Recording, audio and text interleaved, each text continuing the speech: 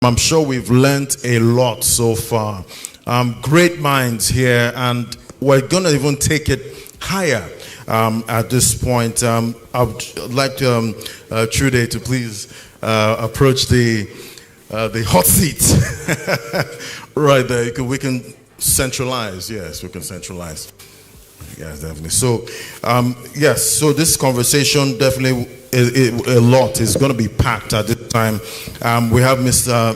Gboyega Fatimilehin, a co-founding partner, Diya, Fatimilehin Co. He's also the executive vice chairman of Lock International Consultancy Limited, Lock Homes Limited. His business and investment management experience spans over decades, with his footprint very evident in the corridors of property management development in Nigeria, the African continent, and overseas. Mr. Fatimilehin has had an enormous impact on the real estate sector in Nigeria, and his passion to endure value accretion to real estate asset holders has been the bedrock of Diya, Fatimilehin Co brand for over 40 years. Please put your hands together for him. All right, Chude. It's great to see you, sir. Thank you very much. Yes, I think that for many people in the room, it's akin to seeing a living legend. So to speak. That's what Thank you. Round of applause. Thank you very much. Yes. Very, very delighted to be here. Right. Yeah. Well, first and first. Okay. Good? Okay. Right. First, my mother sent her regards. She said to me this morning that this morning, I thought if she had told me this earlier, I would have changed my question set. Okay. But apparently you are, in addition to everything that people know in public, also a pillar of your local church. Okay. So she sends her regards. I want to start by asking you this. What you have is the holy grail for many people who want to be in business, which is to build a business that lasts decades. You know, to build a business that lasts decades in our country and that maintains its reputation and that continues growing. If you were to be asked by anybody here, what's the one thing, I'm sure there are many things, but what's the one thing above all else that I should focus on if I want my business to last longer than the average? What would you say that is? You, from the initial position, determine what your purpose is. Purpose is very important because that's what holds everything together. Without a purpose, then there's nothing to work towards. And following in the ear will be your integrity as you go along. Those two things must go together. When people hear about purpose in business, sometimes they don't believe it, especially in Nigeria. They think that, you know, the icons of the industry, the leading lights, maybe they don't want to tell us what it is. What does purpose mean when it comes to a business? Purpose is why the business is established. It is what it wants to be. Proud to setting up Diya Fatimilehin Company, we sat down and said, look, we don't want a company just to provide daily bread. We want a company that will endure and will be there 100 years from now. So we already chart a path the way we wanted it to be. We know quite well that there will be problem and difficulty along the way, but we are willing to brace up to the problem and difficulties that may come as a result of achieving that purpose. And it is not that from what go, the purpose will remain the same. There will be a time it will slow down. There will be time you have to push it to accelerate it. There will be time that it will be on its own autopilot, and you just wonder what is happening. There will be time opportunities will come, and you have to be able to identify these opportunities and flow with it. Those are the issues that are there. What would you say is, could you share with us a story of one big challenge when you thought this business was not going to survive? Well, I can tell you a story of big challenge. Yeah. But from my point of view, I know or I believe it will survive. Right. Many people don't know this. For quite about 10 years, we have a crack in the partnership that lasted, but then we overcame it and we became stronger even after that. Right.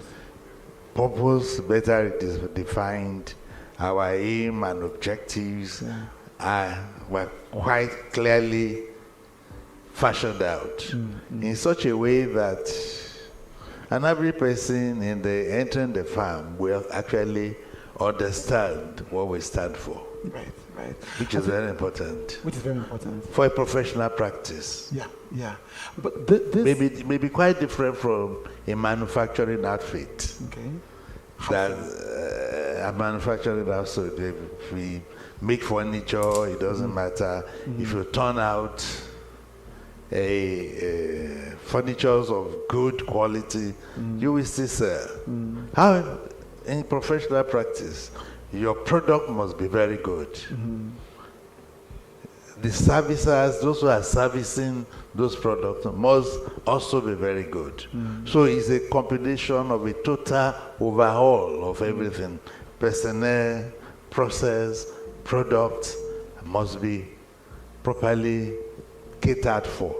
It may not be as it is, that is perfect, but you must continually cater for it and watch for it. Yeah. So we have midwives, we have nurses who nurses those things to ensure that they go. You mentioned, I mean, so from the beginning of the company, it has been a partnership from the beginning. It's been a partnership. It's been a partnership. Yeah. So. And then this learning curve, this rush part that you mentioned in the partnership, did it happen at the beginning or later after it had developed? No, much later. Yeah. Much later. I mean, it was well formed with character. Yeah. So we had the character, we know what we want to do.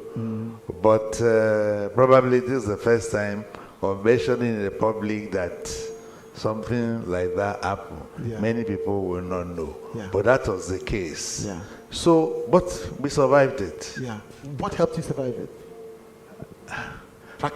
Persistence and conviction. There's a conviction, there is a persistence, we know this is what we want to have, and we have it. A young person here might say, because I remember when I started my business, one of my friends said to me, just in the conversation, when you have problems, and I said, I reject it in Jesus' name. So you cannot reject problem in Jesus' name. No. Problem is going to come. And so somebody thinks to themselves, okay, so is there after business has spent a long time, is there no way of problem-proofing the business? Is there a way that you could have anticipated, planned, strategized, that could have avoided that rough patch? I mean, the first few years, yes, but after that? You must envisage there will be a problem. And part of management is to anticipate those problems and provide antidote for it. But even after you have provided, it's like a child growing up, we give malaria pills, anti-malaria, Sunday to Sunday medicine, and it's there. But somewhere along the line, it still breaks down. And then you have to critically now cater for the baby. A business is like a baby, you nurse it. Right.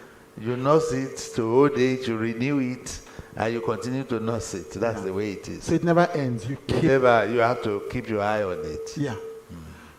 Why? Especially the idea and the value of the organization. Yeah. Because if it fails, if the ideas and the value fail, you lose everything. And when you lose everything, it is difficult to put them back. Yeah. Really, really difficult to put them back. In the process of our healing, we also have to now decided that we have to retrain. We retrain people, we reinvigorated, we set up a culture team. Right. That this is the culture of the company, this is the way the company must behave. And we have also what we call culture champions, who enforces those cultures. So because in any environment, whether it is a country, whether it's a community, wherever, when they lose their culture, they lost everything. When people want to dominate you, what they want to do was to first destroy your culture. When your culture is destroyed, you are deoriented. They can then manipulate you anyhow. So a strong culture is much easier to take that particular entity or persons or company or nation to where you want it to be. But if it's not there, then when the center can no longer hold, things will fall apart. So do you wonder, the business of real estate sounds very straightforward. You know, I want to buy, you want to sell. Why is culture necessary in such a simple business? We're in business of real estate. Well, we're a company of over 120 professionals. So it's not just one man table. Where the way people see real estate in Nigeria, I'm an agent, I have this brief, I run it around the place, and I sell. You make a lucky sale. But to make consistent lucky sale, you have to be an organization with a character. The things start from there. This is the process it goes through. This is what it does. This is what you don't do. In some cases, you may even lose business. But it's better to lose that business than to lose your culture, because you lose the ability to repeat your deals. So its culture enables consistency then. Yes, you can have a lucky break. You can have a lucky break, it can come. But to keep it going. But then it's not going to. Then it also helps you to develop some other core competencies that is not normal within the system. We've done that within the organization to strengthen the organization all along. How have you navigated corruption, sir? in doing this business? How does one build, because you mentioned integrity as part of the superstructure of the company, how does one build a business of integrity in a country where it is obvious that corruption runs so many things? The first thing, like I told you, you must be focused on what you want to do. And it is important to note that you can't be involved in corruption. You must not be corrupted in your in-house. Because the moment it's like anything. The moment there is a decay somewhere, the decay will take over the entire structure. So if you don't want that, anytime you see an infraction, you fight against it. And when you fight against it and take it out, you are on the watch word that it mustn't come in again. And that's part of what our culture champions do, to oversee and ensure that our process are corruption proof. Let me make it a bit practical, sir. So let's assume that the company, while you were there, or even now, since the culture continues, has a big... I'm still there. I'm not retired. But I will soon do. And there's a big deal that involves hectares and hectares and hectares, and you have to deal with the government. And we know that corruption died after Sanwo-Olu got into government, but before him, because there are so many people in government here, so before him, you go to the ministry, and the ministry says to the person who is in charge of this, the head of practice or whoever, says, something needs to change hands. Commitment has been made to the client. Yeah? How does the company navigate this real life situation where you've made a commitment to a client that is not his fault, but you are dealing with an entrenched system that will not change? Do you make the client unhappy? No. What we do in situations like that is to allow the client to deal with the situation. We are supposed to provide the professional guidance. Right. This is what we are supposed to do. This is what we do. This is where it is going. And this is what, if he has to, pacify somebody or else, he has to do it, but not us, not through us. Right. So that's the policy that the company no, we will not. But we cannot prevent you from doing whatever you want to do. Yeah. Let's talk about the important question in the room, sir. Okay. How can you be 70 and look like this? I'm over 70. Yeah. I was 70 last year. Yes. 71 this year. We are still in the same problem. How can you? I don't know, except that I take my physical exercises every day very seriously. Right. I take it very seriously. It's a regime which I go through. And I eat normally like every other person. I don't eat any special food. That's all. That's all I can think of. Yeah. But anytime I don't do it, I feel a little bit odd. Right. So if I don't do it in the morning like I do, in the evening when I get home, I get into the gym and do what they need for. I mean, there are a lot of questions I want to ask there, but you know. I will be willing to answer. You've stayed with Nigeria. You know, people always joke that if you want to have a low BP, you go out. You know, you've stayed here, you've built your business here, you've invested here, you've essentially bet on Nigeria, because to have a long-term business, you have to essentially bet on the long-term prospects of that country. What is the? I have no choice. I like Nigeria. Yeah. I like this country called Nigeria, and I've walked all over the country. Yeah. With my professional experience, there's hardly any state that I've not actually slept overnight. So, to the extent, and if you are talking about some people, when I'm talking about their villages, I will tell you, I've been there, I know. So I like Nigeria. But Nigeria is a great country. And we only need to do the needful. If we start doing the needful now, what is to be done, we will suffer a little bit here and there. In 5 years' time, it will be a different country. I can tell you. Let me give you an example. Professor has just talked about housing. Yeah. And he says the only way we can get housing done is to ensure that there is a long-term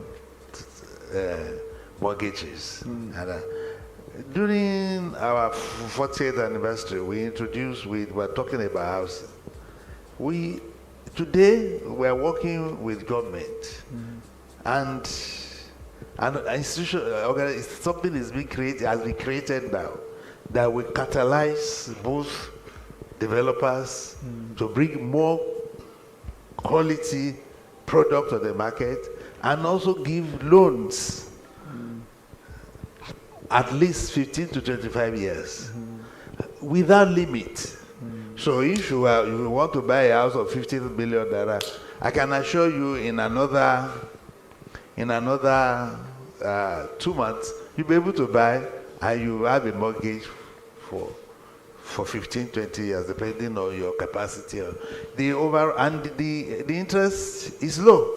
Yeah. The interest is about 12%, Right. lower than what is in the market. When the interest is lower, you increase affordability. And affordability makes it possible for you to buy. It's on the table. We can have this kind of initiative be created in various areas. And then you suddenly find that the country is not as bad as you are. We have been sleeping. The company has been sleeping for over 40 years. Yeah. But it can be awoken. It's a big giant. Yeah. So I love Nigeria, and I believe Nigeria can pay. Earlier in my career, I was invited I went for a conference, and I was invited by one of the biggest real estate companies in the world. In fact, it's the biggest. Their managing director wanted me to come and work. But I just thought that, where do you want to go? I want to go out of Nigeria. So I prefer to be here. So I believe in Nigeria. I believe that they can do power of this country. I even think that we will soon be exporting our expertise, cooked and baked here overseas, and they will work. Right. Two questions that come out of that. One is, so you've said Nigeria has been sleeping for a while. It's a giant, but it has been sleeping. So what is the thing, again, that has given, so there's the potential, that it has. But in the interim, while it has been sleeping, what is the thing that has given you the hope to continue in it? Okay, because we've been having sparks. Right. We've been having sparks of brilliance. Right. In various things. We can take advantage of. We've been working. Yeah. But it has not been totally coordinated. And that's what we want. And that's what we thought is this new government will do. Yeah. The renewal of everything.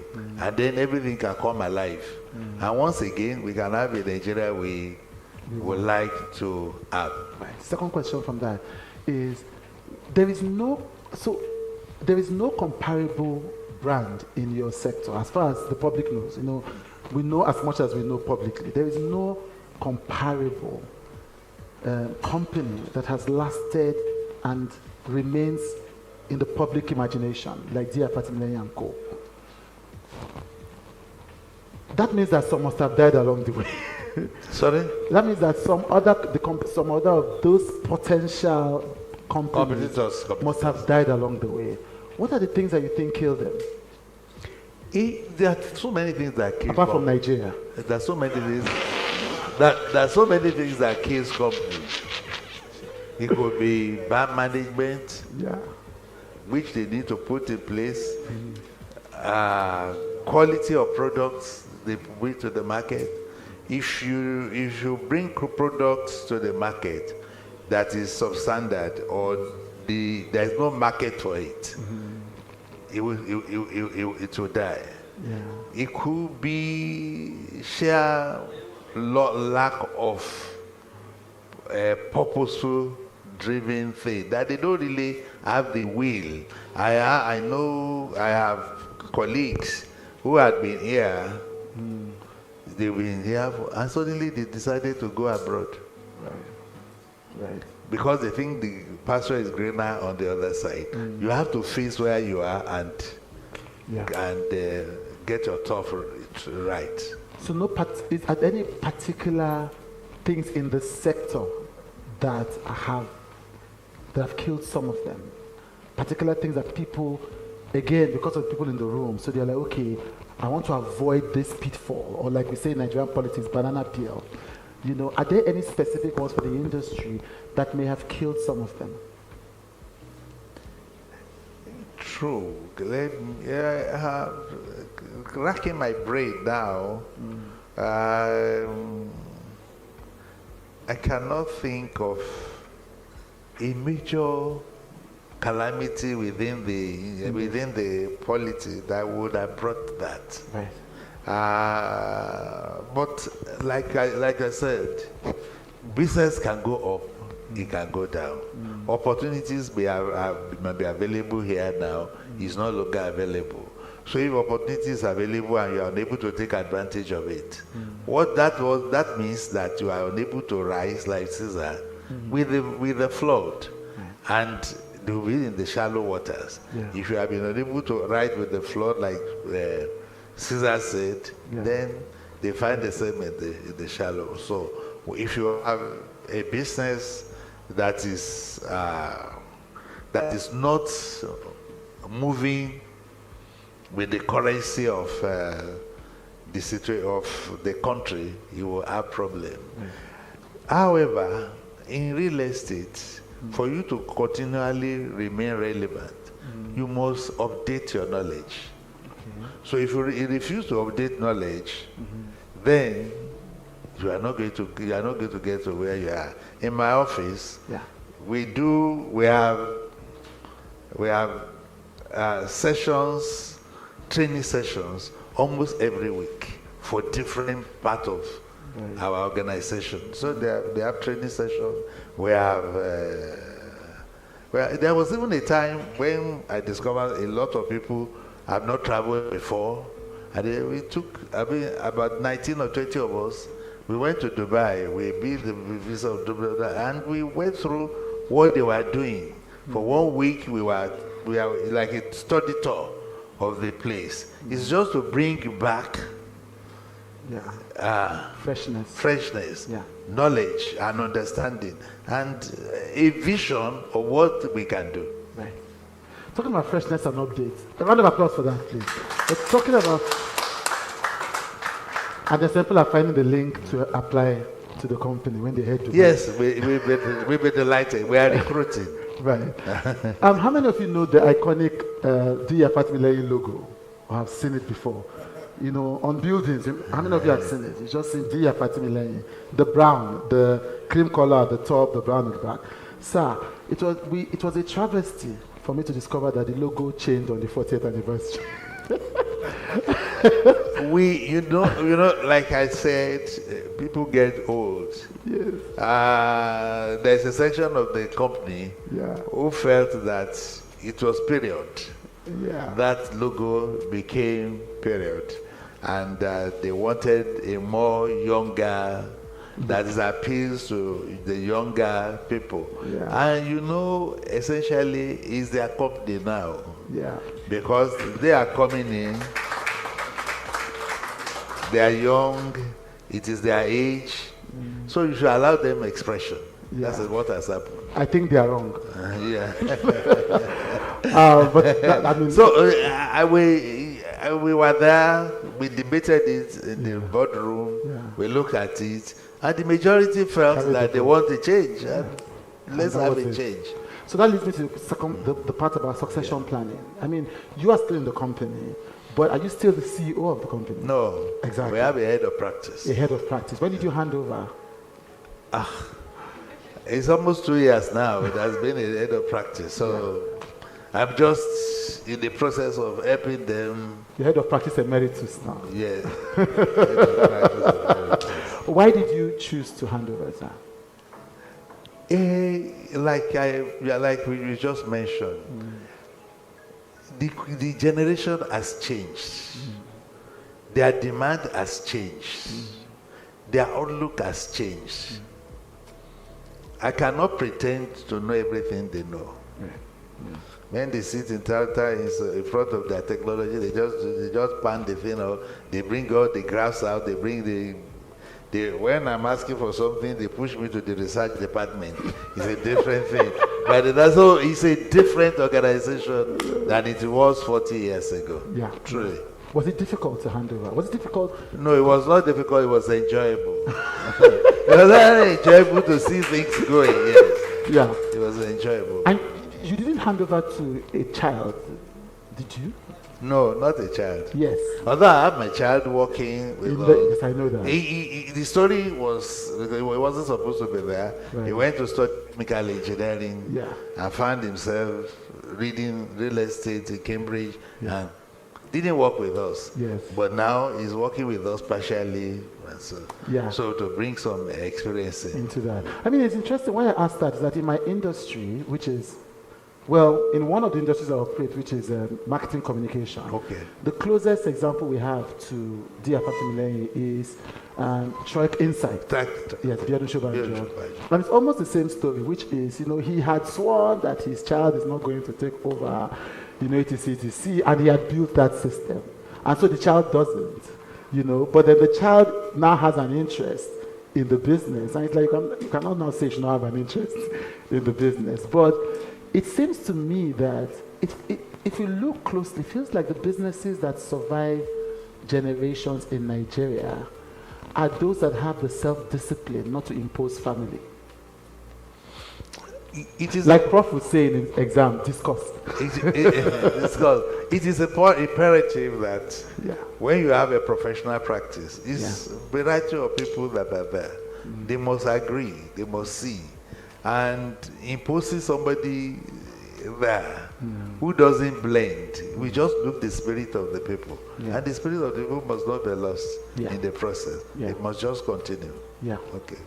I want to ask you about the real estate industry in Nigeria today, sir. I see, like I told you earlier on, I see a new vista of a new dimension of real estate thing in Nigeria.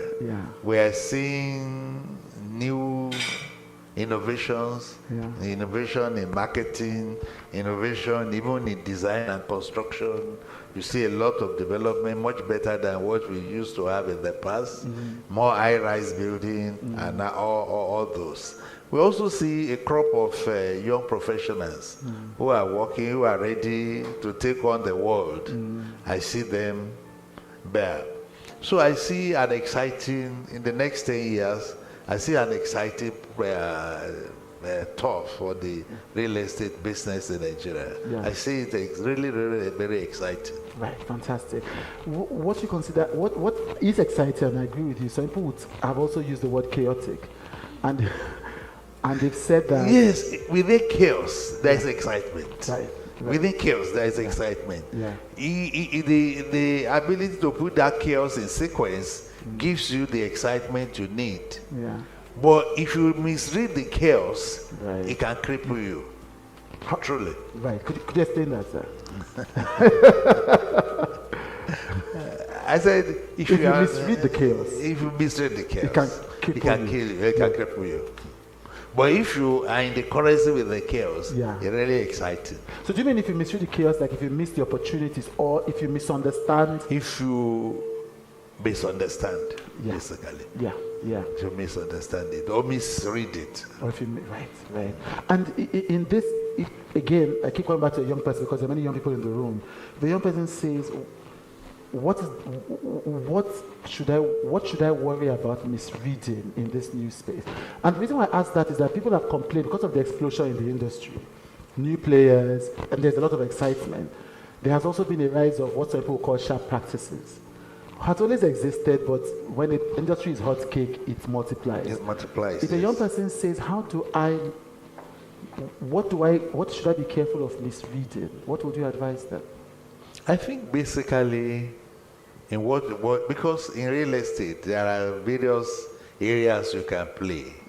You can play in the management area, like we'll be talking today, with all the new technology that is coming in and all.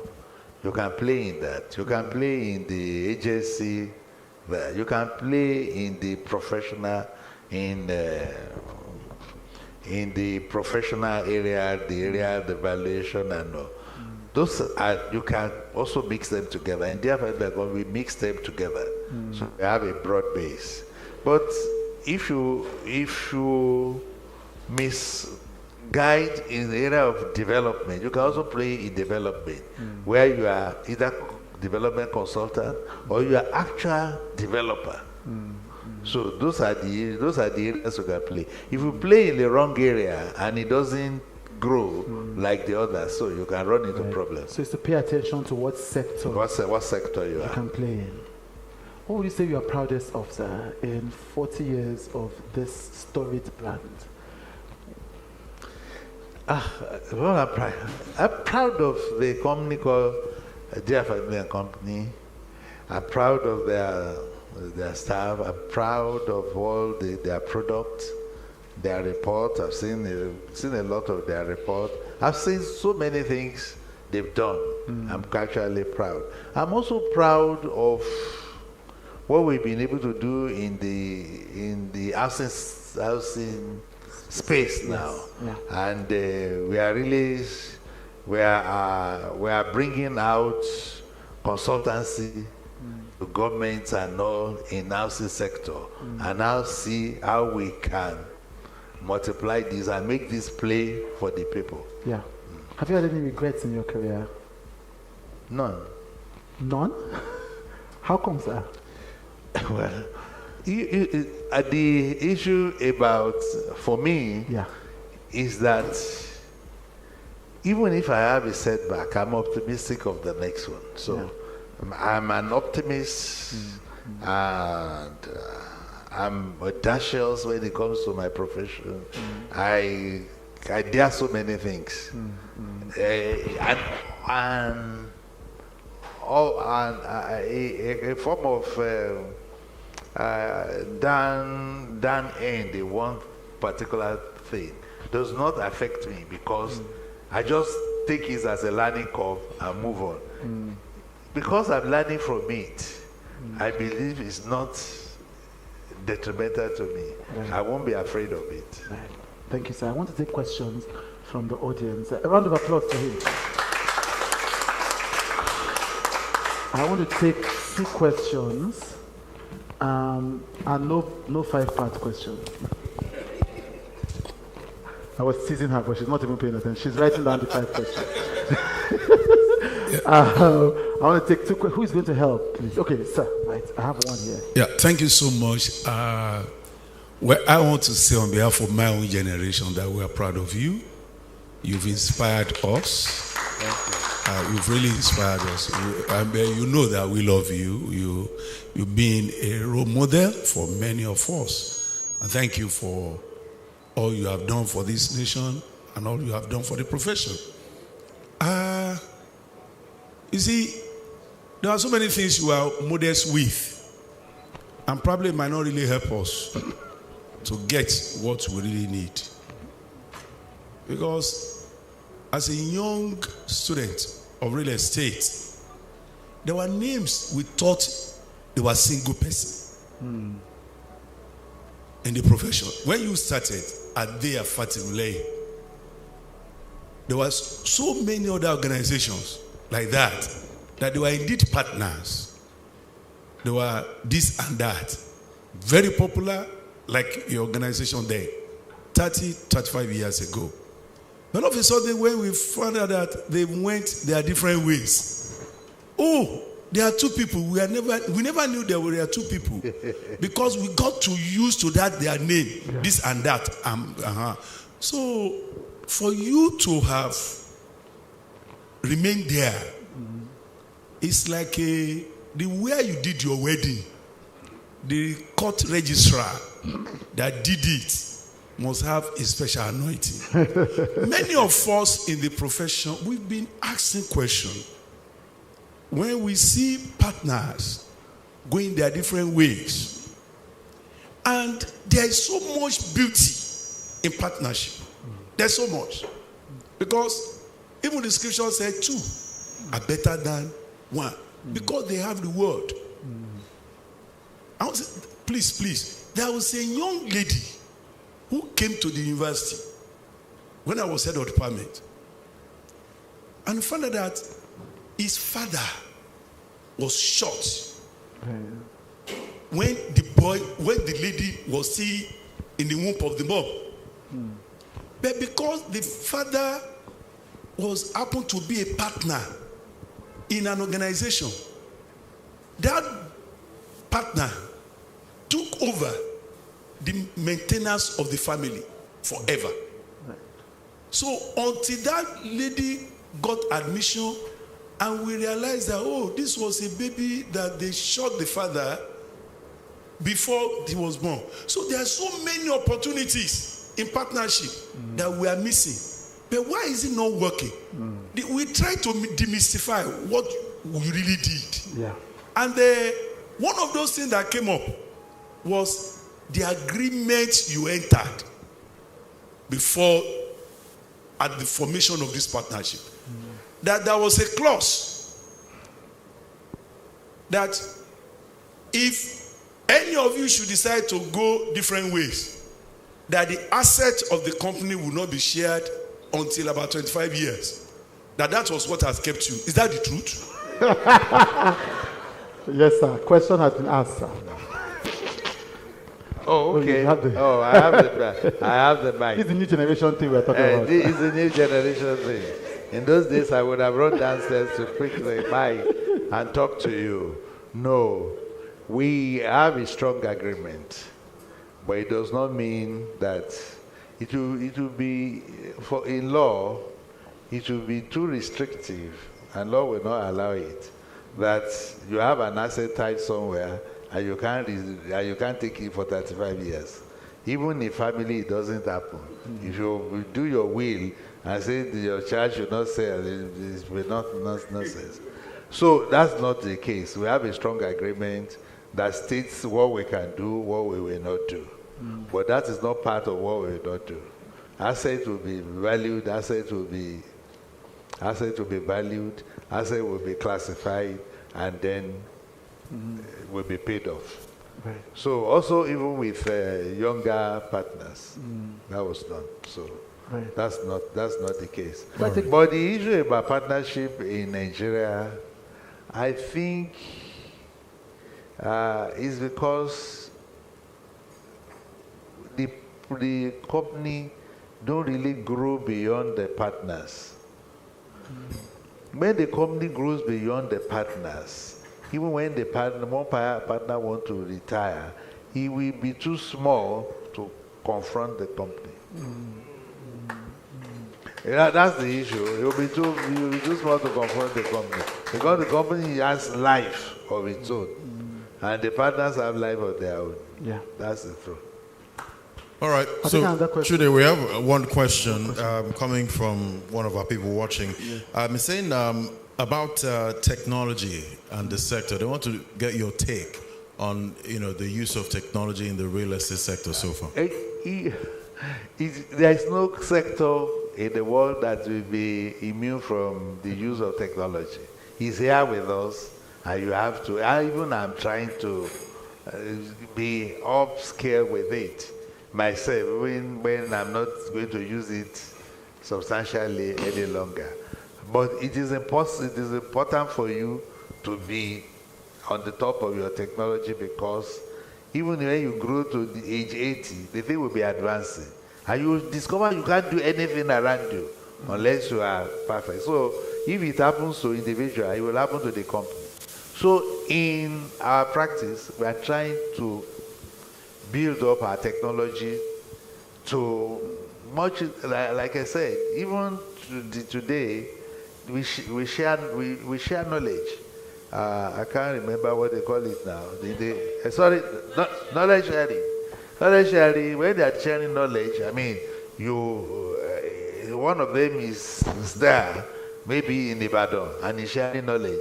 And he's sharing knowledge all over the country. They're out there, and they will attend. It's a one-hour program that we do every Wednesday. So it's not we are an organic company. It's not just we are doing a profession of selling houses. Right. Thank you. Do you have another question I can take from the crowd? While we're waiting for the crowd, sir, how do you respond when people call you Mr. Diya Fatimilehin? I answer. I just answer. Right. Question for you. Good afternoon, sir. Good afternoon, everyone. My name is Tolu Dimaokoje. I'm managing partner at Kola Commodity and Company, and I happen to be second-generation business owner. Right. To your point earlier, since you are trying to get rid of us. But the big point I wanted to make is also on the topic of partnership. So in the last year and a half, I've been on a journey to trying to understand partnership. I remember when I was in faculty at NICE, we actually focused on that in terms of learning. And what I'm also seeing is ambiguity in terms of we're seeing this partnership problem across professional firms, in legal firms, in accounting firms, and I even think it's still an African problem, not even a Nigerian problem, because I don't think we understand how to collaborate and understand the commerce, the economics of the business. So I'm talking about I know we don't have a lot of time, and I'll see you after in camera, sir. But what are real practical actions that people can begin to take? Because some people want to do partnership now, but they're like, what we are seeing is more failure than success. And when they say perseverance, strong agreement, it doesn't translate to actionable steps. So I also think, and I want to encourage us, perhaps we should be having deeper conversations about what it actually takes so that we can learn to collaborate and make more commerce for ourselves and our nation and the continent. Thank you. I hope you got my question. Thank you very much. I agree with you. You are the chief of the old block. Her father was my classmate and my roommate in the university. Right. Yes, the covenant that hold up partnership is not just on the surface of it. It has to be deep rooted, much more than what we are talking about. So it is something we have to learn. Somebody on diaspora was saying that even in diaspora, we can't collaborate to do things. You understand? Yeah. We are Indians come to Nigeria and they collaborate and they do great works. Yeah. The Lebanese are doing the same thing, but we can't. Yeah. So what's the problem? Yeah. I'm sure it's not because of our nature, but it's because we have not understood what it is. When things are spelled out very well and we do, I think we'll get going. Thank you. I'll take one last question, sir. Oh, okay. Just one last one. But also, just in terms of actionable steps, I mean, I buried it, but I mean, we're grateful that you shared exclusively here. So, Sprout, you heard it first exclusive, that you went through that rough patch with your partner and you survived it. Because for many people who look, they might think to themselves, it has all been smooth sailing. No. But it hasn't been smooth sailing. I'll take one more question now, close. I know somebody was in their hands here. Okay, so I think maybe somebody has asked the question you wanted to ask. Okay, so I can ask final questions. Okay, yes, I didn't want to put you on the spot, but I thought it was you. Going.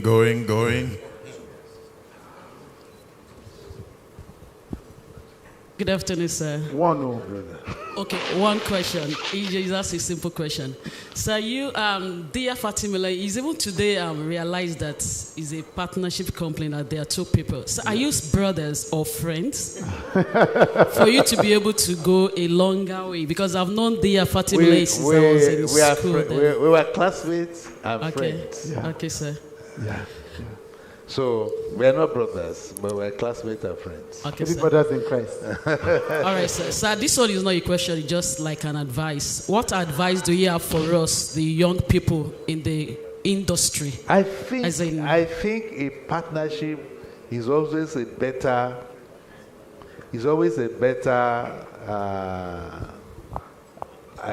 company than a single